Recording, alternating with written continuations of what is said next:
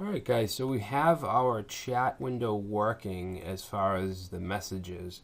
What we need to do now is add the functionality to be able to add users. Alright, so there's a few things we need to do.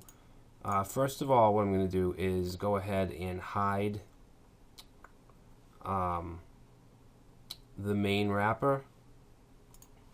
So I'm going to, let's see, I'm going to take this display none off of the names wrapper and I'm going to put it on the main wrapper. Okay, so that should make it so that we only see the create username form. Alright, now we need to grab onto the form, to this form, when we submit it. Alright, but before we do that, let's add the server code. So we're going to go into the on connection event here, and we're going to create a new event. Alright, so we'll say socket on, and this will be called new user. Alright, and then that's going to get a function, and this function will get data and also a callback. Okay, now in here we want to check if, actually we can do that after. I want to check the username to make sure that there's not another user with the same one, but we can do that after. So let's say socket dot username is going to be equal to data. Alright, actually, you know what, we'll do the check because that's basically what we're passing in for the callback. So let's, yeah, we'll say hey guys, in the last if username dot, actually we don't have the username yet. Oh, usernames, yeah, okay, so we need an array to hold all of the usernames that are connected. So we'll say usernames, and we're just going to set that to an empty array. Alright, obviously, if no one's connected, this is going to be empty. And then we're going to test for that. We're going to say if usernames dot index of data, which is going to be the username, is not equal to -1, then we're going to set the callback. We're going to set callback false. Alright, and then we'll say else callback true. Alright, so this here is just seeing if there is a username already taken that's the same as the one that's being passed in. Alright, and if it is, we're going to set callback to false, else callback to true, and we'll set socket dot username equal to data. Alright, and then what we need to do is add that username to the array, and we can do that with push. So we'll say usernames dot push, and then we'll just pass in socket dot username. Alright, and then finally we want to call a function called update usernames. Alright, and we can create that function right down here.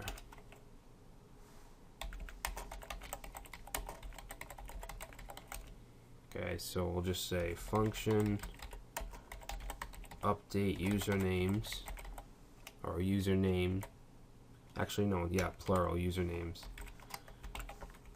Alright, and to do that we'll just say IO dot sockets dot emit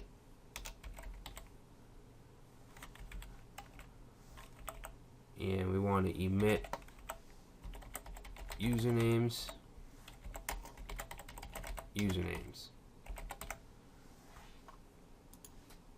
Okay.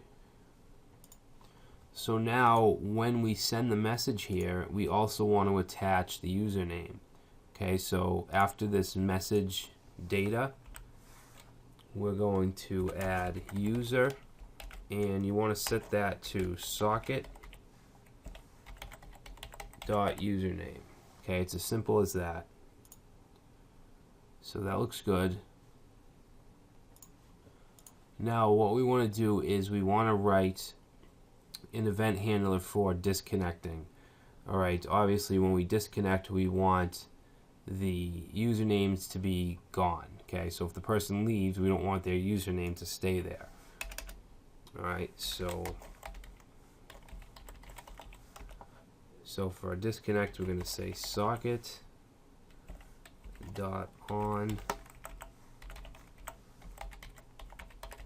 disconnect.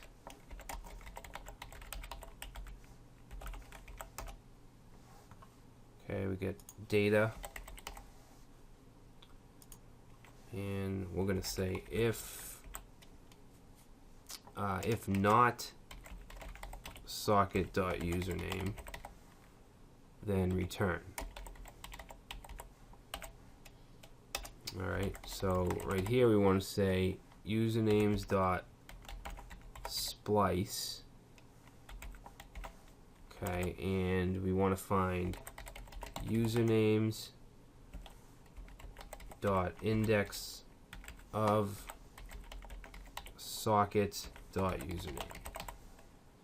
Alright, and then we just want to pass in 1, and then we want to call the update usernames function again. So update usernames. Okay, simple as that. Now on the client side, let's go down here. We're going to need a few more variables here. Okay, so first of all, we're going to need the username form. So we'll say variable username form is going to be equal to jQuery with the ID of username form. Alright, we're going to have a variable called users, and we'll set that to users.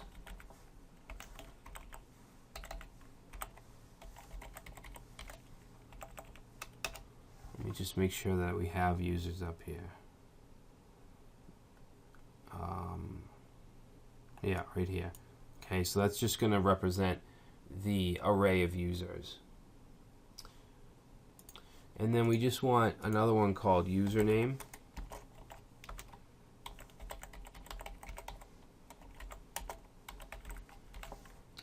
Alright, and that's going to be set to ID username. So now we want to write a handler for the user form. So user form dot submit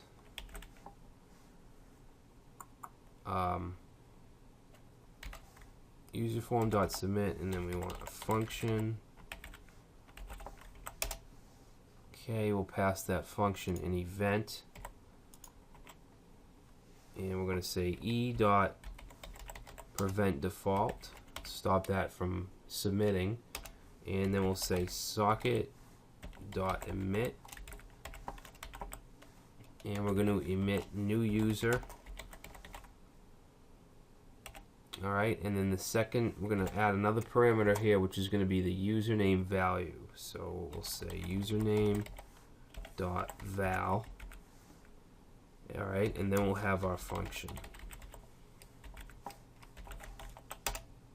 Okay, and this function will have data. Okay, now we're going to test for the data, so we'll say if data. So if data, we're going to hide the username form first of all. So that is what is that? The ID names wrapper. Okay, we're going to say names wrapper dot hide, and then we need to show the main wrapper. So we'll say ID main wrapper dot show. Okay. Then we'll say else. We need a variable for the error. Okay, because if it's already taken, we want to show an error. So variable error is going to be set to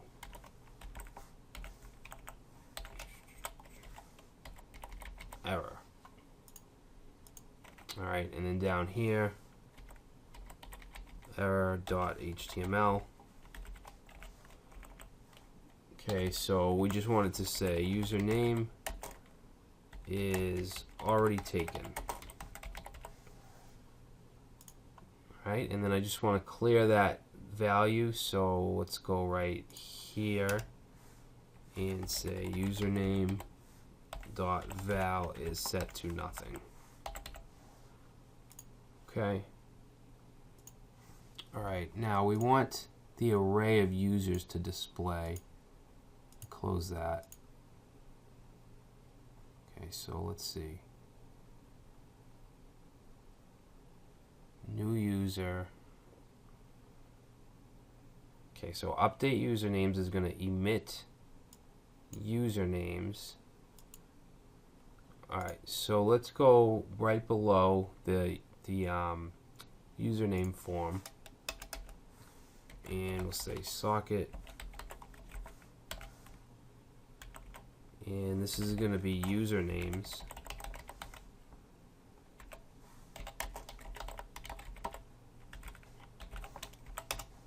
Okay, we're going to pass in the data, and let's set variable HTML.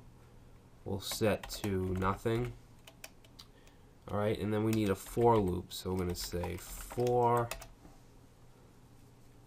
let's see, for I equals 0, and then we want to say as long as I is less than data dot length I plus plus, because that's going to increment it. Alright, and then what do we want to do? We want HTML, and we're going to say plus equals data, and we want to put in the I variable here, and then we'll just concatenate on a line break.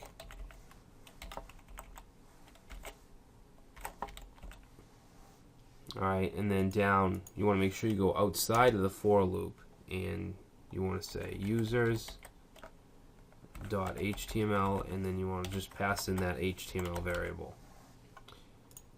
Alright, so that should get us the array displayed, and then down here where we're saying the actual message, we want to make it so that it shows the user's name too. So we want to append, and we're going to use strong tags here.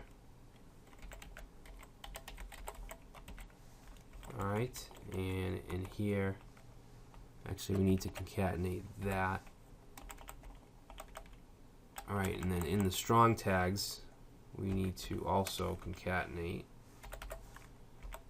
the data dot user.